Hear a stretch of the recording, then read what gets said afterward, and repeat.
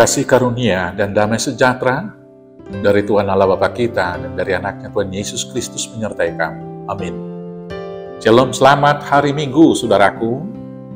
Dengarkanlah firman Tuhan pada minggu akhir tahun gerejawi hari ini, yaitu dari 1 Korintus 15 ayat 50 sampai dengan ayat 58. Demikianlah firman Tuhan.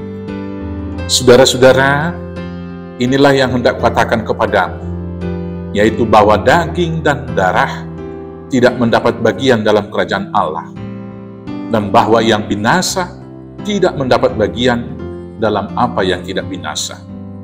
Sesungguhnya aku menyatakan kepadamu suatu rahasia.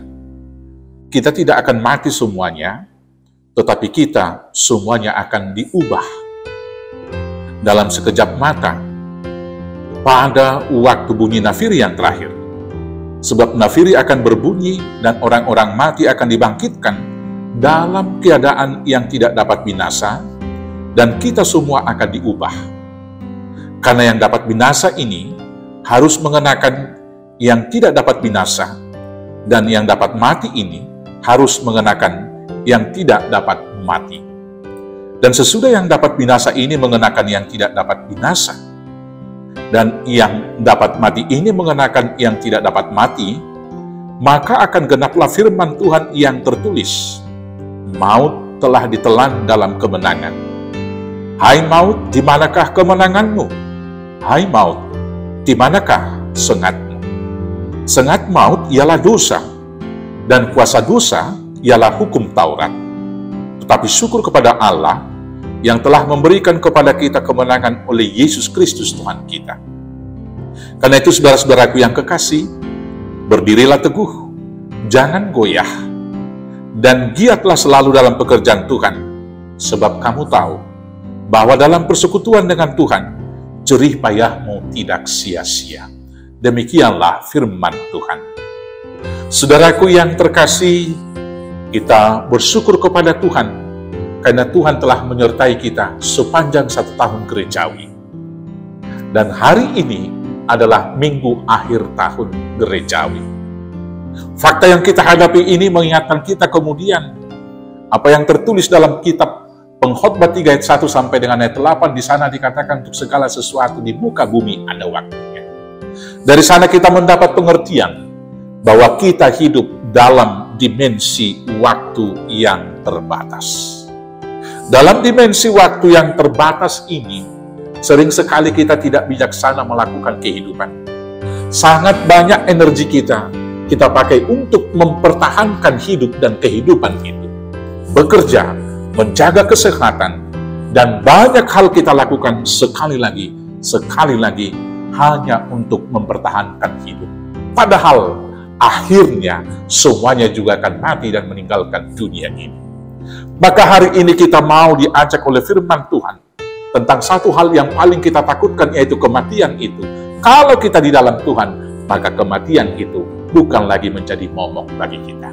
Maka sekarang apa yang kita lakukan? Yang pertama sekali, ketika kita masuk minggu akhir tahun gerejawi, sekaligus itu disatukan dengan momen mengenang saudara-saudara kita yang lebih dahulu meninggal dunia, meninggalkan kita di dunia yang sementara ini.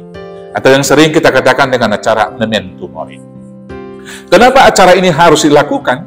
Yaitu untuk memberikan kepada kita satu peringatan bahwa kita juga akan meninggalkan dunia ini. Sehingga waktu kita yang sangat singkat itu boleh kita pakai dengan giat melakukan semua pekerjaan yang baik. Di dalam Pengkhotbah pasal 7 ayat 2 dikatakan demikian. Pergi ke rumah duka lebih baik daripada pergi ke rumah pesta. Karena di rumah dukalah kesudahan setiap manusia. Hendaklah orang yang hidup memperhatikannya. Di rumah duka kita mengetahui kesudahan daripada setiap manusia. Maka hari ini ketika kita melakukan mengenang saudara-saudara kita yang telah meninggal, kita diingatkan kita juga hidup dalam waktu yang relatif sangat singkat. Maka dalam waktu yang sangat singkat itu, kita melakukan tugas-tugas tanggung jawab kita. Tujuan hidup orang Kristiani adalah mengejar hidup yang kekal dan mahkota kehidupan. Inilah yang mau kita isi dalam kehidupan sekarang. Di ayat terakhir dari firman Tuhan hari ini dikatakan kepada kita, karena itu saudara-saudaraku yang kekasih, berdirilah teguh, jangan goyah. Hendaklah kita mengisi kehidupan ini dengan hal-hal yang membuahkan buah yang baik. Jangan karena ketakutan kita hanya mempertahankan kehidupan, maka agama juga kita lihat sebagai kebutuhan untuk meneguhkan kita dan untuk memuaskan kita, untuk memperpanjang umur di dunia. Demikian juga misalnya kita bekerja keras, menjaga kesehatan, dan lain sebagainya. Itu kita lakukan semuanya kalau hanya untuk mempertahankan hidup, maka semua adalah sia-sia. Tetapi kita mau berdiri teguh dengan satu keyakinan, bahwa hidup mati kita ditanggung dan di tangan Tuhan. Maka sekarang tugas kita adalah bekerja, giat melakukan pekerjaan-pekerjaan Tuhan. Selagi ada kesempatan, percakapkanlah hal-hal yang baik.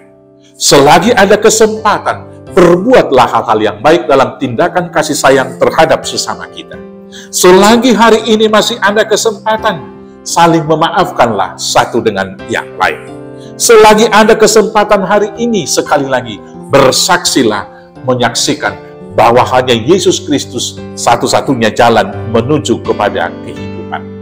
Akhirnya, apa yang dikatakan Tuhan Yesus, hendaklah itu yang kita lakukan. Yang dikatakan Tuhan Yesus dalam Matius 6 ayat 33 yang berkata, tetapi carilah dahulu kerajaan Allah dan kebenarannya, maka semuanya itu akan ditambahkan kepadamu. Yakinlah bahwa kita akan hidup, karena Kristus telah dibangkitkan dari kematian. Maka kita juga yang anak-anak Allah, yang sudah satu tubuh dengan Kristus, ketika kita telah dibaptis, maka kita juga ketika satu dalam kematiannya, kita akan satu dalam kebangkitannya. Hidup kita yang fana ini akan diubahkan menjadi hidup yang kekal. Selamat menanti-nantikan Tuhan, selamat memasuki dunia kekekalan Yerusalem yang baru. Tuhan Yesus memberkati. Amin. Kita bersatu dalam doa. Segala puji syukur bagimu Tuhan yang telah mengalahkan kutuk dosa dan maut, mengalahkan kematian dalam kebangkitan Yesus Kristus. Maka biarlah kami menjalani kehidupan ini dengan berdiri teguh dan giat dalam tugas pekerjaan Allah, menyaksikan Tuhan Yesus dalam kehidupan kami, dan menjadi berkat bagi banyak orang.